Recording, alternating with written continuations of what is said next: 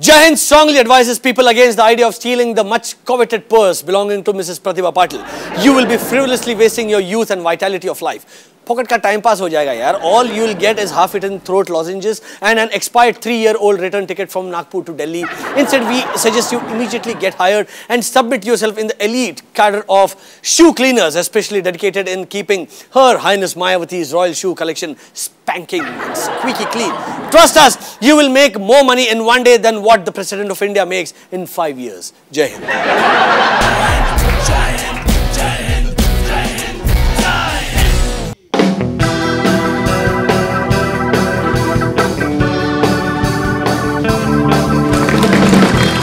Hello and welcome to our uncivilized world. Free, uncensored, Jai Hind. यार ये हमारे घर में हो क्या रहा है? मैं हमारे देश की नहीं, बिग बॉस के घर की बात कर रहा हूँ. वहाँ इतनी औरतों के होने के बावजूद शायद बिग बॉस को लगा कि अभी और भी सेक्स अपील की जरूरत है, इसीलिए बिग बॉस के घर से शक्ति कपूर के निकलते ही घर में प्रवेश हुआ Indo Canadian porn star Sunny Leone का. हाँ, मैंने ऐसा सुना कि वो लियोन नहीं है, लियोनी है. क्या नाम है? लियोनी. बड़ी लियोनी, बड़ी चढ़िया सिंधी लगता है नहीं? लियोनी, वैरो वांगड. लगता है शक्ति जी जो बिग बॉस के घर से बाहर निकल के बहुत खुश थे, अब वाइल्ड कार्ड एंट्री लेने की वाइल्ड तरह से कोशिश करेंगे. आओ. एक इंटरव्यू में सनी ने बताया कि उनके पिता का कहना था कि ये एडल्ट स्टार वाला प्रोफेशन सनी ने बिना उनकी राय लिए चुना, लेकिन अब चुन ही लिया है तो उसमें श्रेष्ठता पाएं. वाह वाह. लगता है सनी के पिताजी जरूर पूनम पांडे के पिता के कोई रिश्तेदार रहे हों. उनका भी अपनी बेटी को यही आशीर्वाद था कि जा बेटी, तुझे नंगा ही होना है तो अच्छी तरह से होना. जा.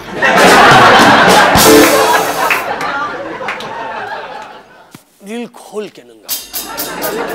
सनी घर में आई दुल्हन के लिबास में, डोली में बैठ के, पर ये डोली में आने वाला फंडा यार मुझे कुछ समझ में नहीं आया. ज्यादा अप्रोप्रिएट नहीं होता अगर वो किसी चीज को राइड करते हुए आती. महेश भट्ट भी सनी से इतने इम्प्रेस हो गए कि उन्होंने स्पेशल परमिशन ली, घर में जाके सनी को अपना जिस्म ऑफर किया. जिस्म 2 ऑफर की और सनी लियोनी ने कहा That's all right, everyone offers me their जिस्म. छोटे शहर के बेवकूफ दर्शकों को हम बता दें कि इंग्लिश में जिस्म also means semen और sperm.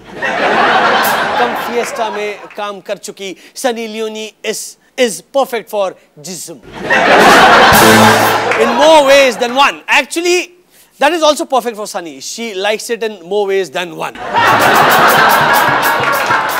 और भयानक बकवास वाली बात यह है कि महेश भट्ट ने कहा कि मैं सनी लियोनी को उसकी बॉडी के लिए नहीं साइन कर रहा. Yes, the film is called जिस्म. Sunny Leone is a porn star और भट्ट साहब उसे उसकी बॉडी के लिए साइन नहीं कर रहे. I think भट्ट साहब को कभी-कभी लगता है कि वो ओशो है और पूरी दुनिया पगलाए हुए हिप्पी हैं जो उनकी हर बात पे झूम के बोलेंगे, हाँ सर सही है, नाचो नाचो.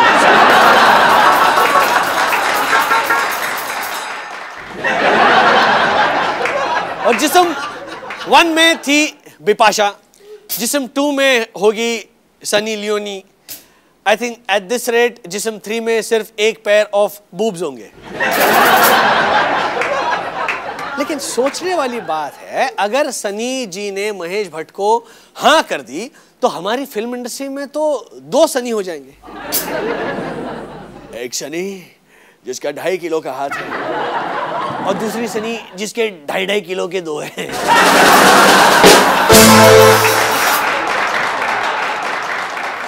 और बाकी है अभी बहुत सारी फील गुड 2.5 किलो की खबरें. After this break hint Anna Hazare की भी न्यूज है. मिलते हैं ब्रेक के बाद. ये बजाओ ये.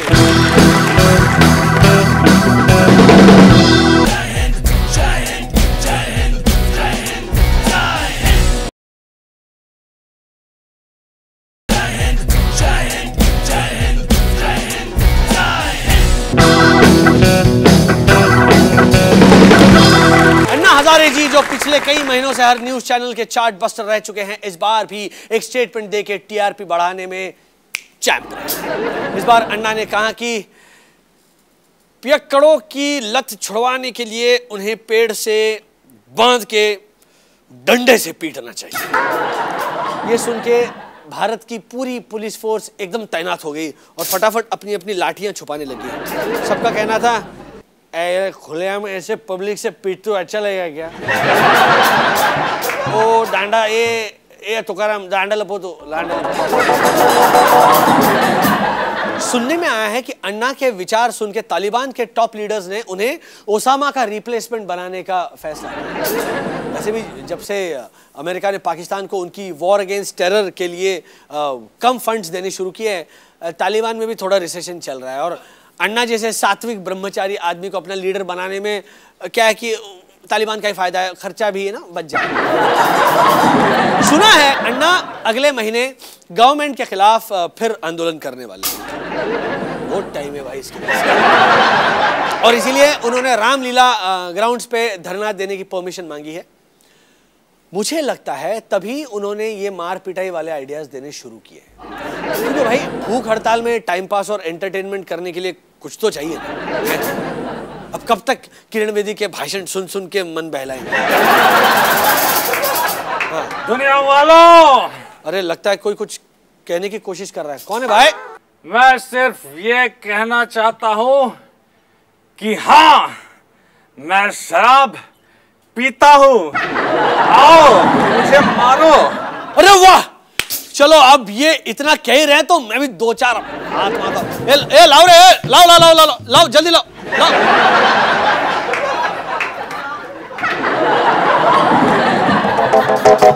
रुको, मेरी एक शर्त है, मुझे सिर्फ वही पीट सकता है जिसने कभी खुद शराब को हाथ भी न लगाया हो।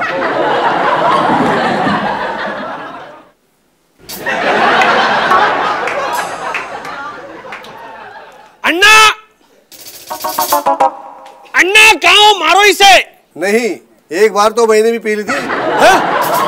अरुण बेटा तुम ही देख लो। सॉरी अन्ना, मैं तो IITN हूँ। मैंने तो फर्स्ट ईयर में ही फ्रेशर पार्टी में ही पी ली थी। ये स्वामी से पूछो, स्वामी अग्निवेश जी। अरे हम तो बुढ़े स्वामी हैं, ओल्ड मॉन्क, इसलिए ओल्ड मॉन्क तो कभी कभी हो जाती है। लो, तो क्या दुनिया में कोई नहीं है जो एक शराबी को सजा दे सके? क्या कोई नहीं है जिसने कभी दारू को हाथ भी ना लगाया हो? मैं हूं। मैंने कभी दारू नहीं पी।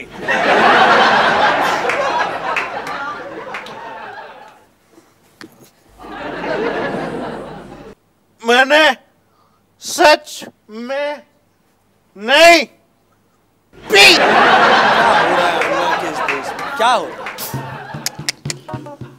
खैर, जेसिका लाल के हत्यारे मनु शर्मा को हाई कोर्ट ने अपने छोटे भाई की शादी अटेंड करने के लिए बेल दी। लेकिन देखो, कोर्ट मन्नू के साथ कितना स्ट्रिक्ट है। उन्होंने कहा कि बेल के दौरान वो घूम फिर सकते हैं, अच्छे अच्छे पकवान खा सकते हैं, शादी के सारे फंक्शंस में हिस्सा ले सकते हैं, लेटेस्ट हिट फिल्म्स देख सकते हैं, इंपोर्टेड स्प्रिंग मैट्रेसेस पे सो सकते हैं, लेकिन नाइट क्लब नहीं जा सकते। उफ उफ, हमारे कोर्ट्स भी कितनी बुरी पनिशमेंट देते हैं ना। छी छी छी। जाने देना था ना नाइट क्लब में, क्या हो जाता? गोली थोड़ी मार देता फिर से किसी को, और चलो मार भी देता तो क्या हो जाता? इतने सारे जो कोर्ट है क्यों यार हमारे देश में? इन्हीं केसेस को तो सॉल्व करने के लिए ना। मुझे तो लगता है ना ये मनु शर्मा बंदा नहीं है, वार्डरोब माल फंक्शन है। जब देखो बाहर पॉप आउट हो जाता है। सच है कि इंडिया में लिविंग स्टैंडर्ड बढ़ रहा है, कम से कम क्रिमिनल्स का तो बढ़ ही रहा है कि कोल्ड ब्लडेड मर्डर करो, कुछ दिन सरकार के मेहमान बन के रहो, लेकिन जब भी लाइफ में कोई जरूरी ओकेजन आए तो बाहर आकर उसे पूरी तरह से एंजॉय करो और फिर कुछ दिनों के लिए वापस जेल चले जाओ। एक तरफ हम टेररिस्ट की आवभगत कर रहे हैं और एक तरफ इंडियन रूपी यूपीए गवर्नमेंट की रेटिंग से भी ज्यादा नीचे गिर गया है। $1 के बराबर करने के लिए अब चाहिए 52 रुपए। मतलब अब तक 52 है, जब तक आप तक बात पहुंचे हो सकता है अब तक 56 हो जाए। बच्चों को अमेरिका के कॉलेजेस में पढ़ाने के लिए माँ बाप को अपनी एक किडनी बेचनी पड़ती थी, अब लगता है दोनों बेचनी पड़ेगी। दोनों के दोनों। मायावती ने कहा कि एफडीआई के आने से उत्तर प्रदेश कंगाल प्रदेश बन जाएगा। अच्छा,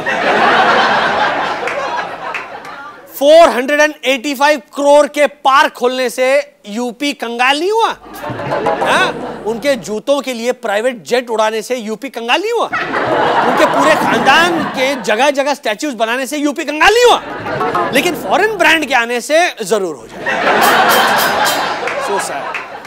या शायद मायावती इसलिए अपसेट हुई क्योंकि उन्हें किसी ने बताया होगा कि इस वॉलमार्ट की वॉल पे उनके म्यूरल्स नहीं लग सकते। मुझे तो लगता है ज्यादातर एमपीज पॉलिटिक्स में आने से पहले कबड्डी वाले या सब्जी बेचने वाले रहे हों, तभी उनका ऊंचा ऊंचा चिल्लाने की प्रैक्टिस पार्लियामेंट में इतने काम आती है। बिल ले लो भाई, बिल ले लो। नहीं लेंगे? कुर्सी भी है, चप्पल भी है, चड्डी में लूज चेन भी है, सब उठा के मारो। हाँ भाई, हाँ माना है India is a land of Kamasutra, पर इसका ये मतलब नहीं कि these peoples representatives will hump the जनता इन 84 डिफरेंट वेज। जरूर यूपीए गवर्नमेंट को ये आइडिया बॉलीवुड से ही आया होगा। वहां भी तो बॉलीवुड के थके हाल देख के प्रोड्यूसर्स ने एफडीआई को आमंत्रित किया। नहीं समझे? ओहो भाई, Katrina Kaif, Yana Gupta, Sunny Leone, Heather Graham इत्यादि फुल ऑन एफडीआई ही तो है।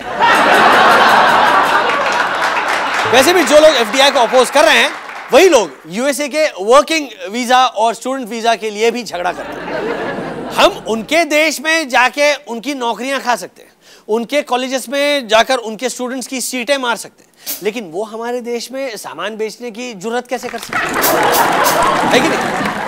फिर और आगे है वर्ल्ड फेमस थप्पड़ का एनालिसिस और बहुत कुछ, लेकिन एक छोटे से ब्रेक के बाद। तब तक आप म्यूजिक सुनिए। अच्छा,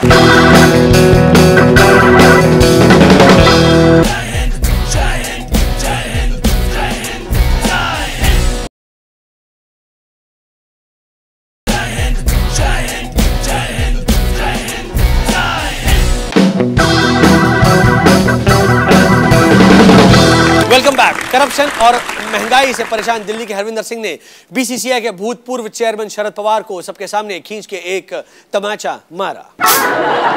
बीजेपी ने यूजुअल डबल स्पीक करते हुए कहा कि वो इस इंसिडेंट की निंदा करते हैं, लेकिन हरविंदर सिंह का थप्पड़ यूपीए गवर्नमेंट से तंग आई जनता का सिंबल। मुझे तो लगता है बीजेपी का full form Bharatiya Janata party की जगह ना बहुत जोर से पीटो कर देना चाहिए।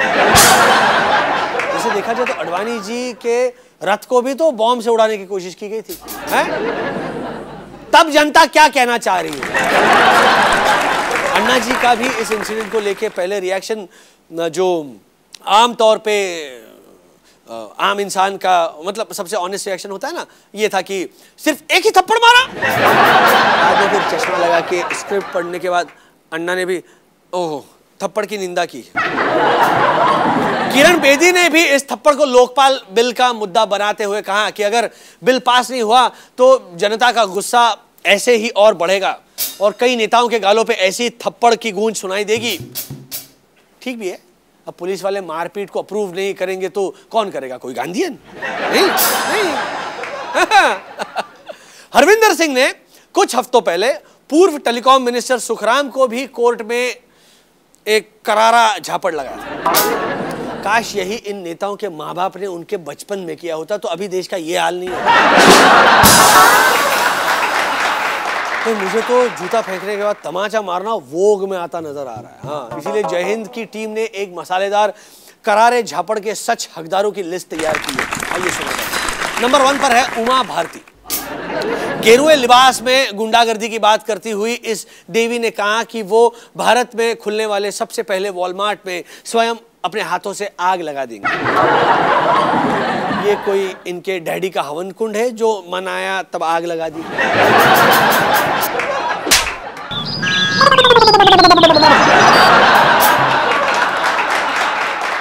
2 है राजस्थान के चीफ मिनिस्टर अशोक गहलोत। भंवरी देवी को बचाने की जगह इन्होंने अपने कैबिनेट मिनिस्टर मदेरणा को अपनी धोती की आड़ में रखा।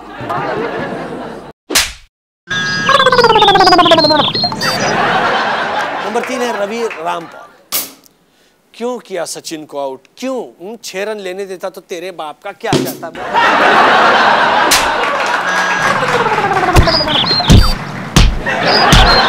किरण बेदी अन्ना हजारे की एंटी करप्शन टीम की स्पीयर हेड होके भी इन्फ्लेटेड ट्रायल बिल सबमिट किए। क्यों?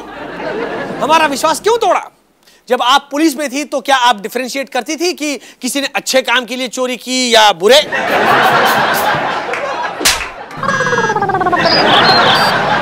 नंबर 5 सुहेल सिंह। इनकी बुक को बुरा रिव्यू मिला तो इन्होंने रिव्यू करने वाले जर्नलिस्ट और जिस मैगजीन में रिव्यू छापा दोनों को ट्विटर पे ट्रैश किया। मजे की बात यह है कि रिव्यू मिलने से पहले इन्होंने उसी मैगजीन को प्रेज भी किया था। अब लगता है अपने डिफेंस में सुहेल फिर कहेंगे कि उनका ट्विटर अकाउंट हैक हो गया और किसी और ने उसे उससे ये ट्वीट्स लिखे। ऐसी ट्वीटिया बातों के लिए इन्हें एक थप्पड़ रसीद किया।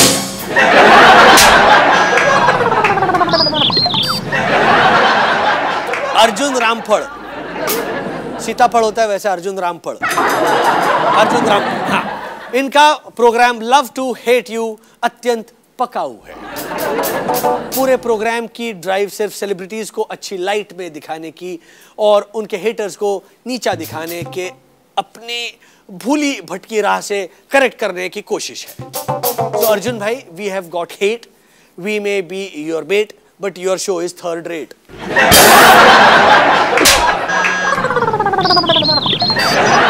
और बाकी अभी आज का बूथनाथ, लेकिन इस ब्रेक के बाद ये अभी कुछ अच्छा सुनेंगे।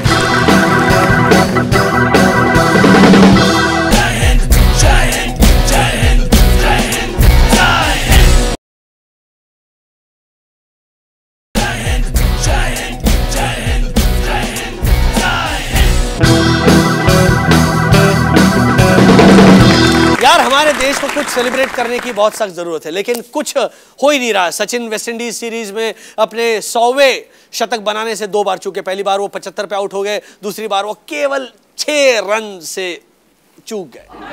मतलब 6 रन नहीं बनाए उन्होंने, 94 रन।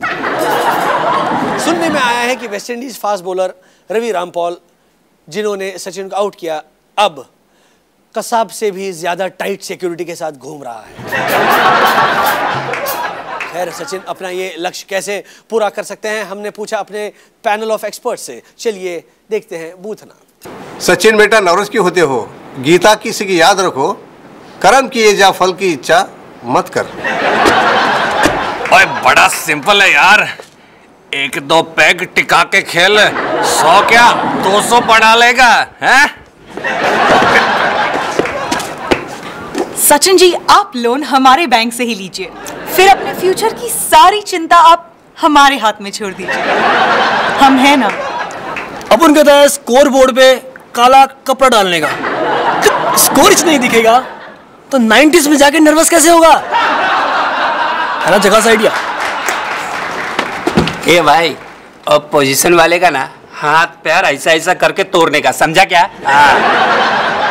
ये सब वास्तु का दोष है।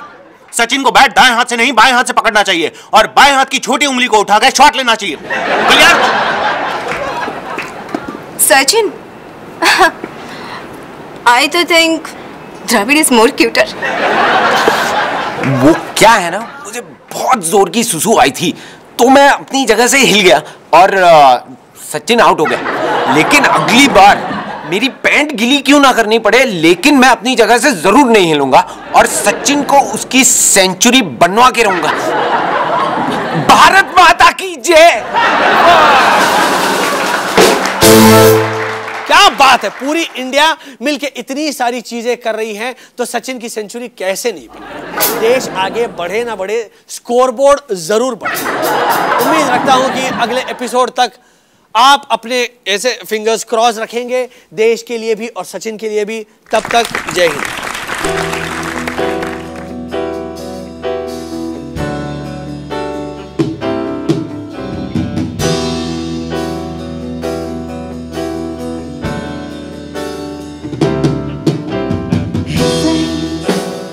love is always true.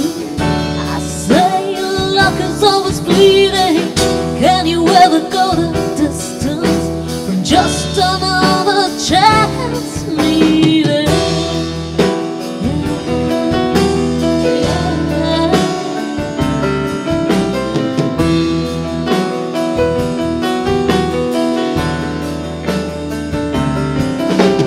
Fate knocks on my door.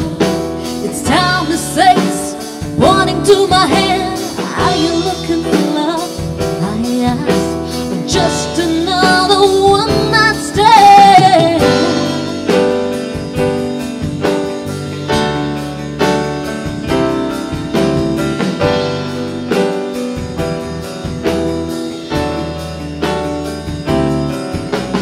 Will it be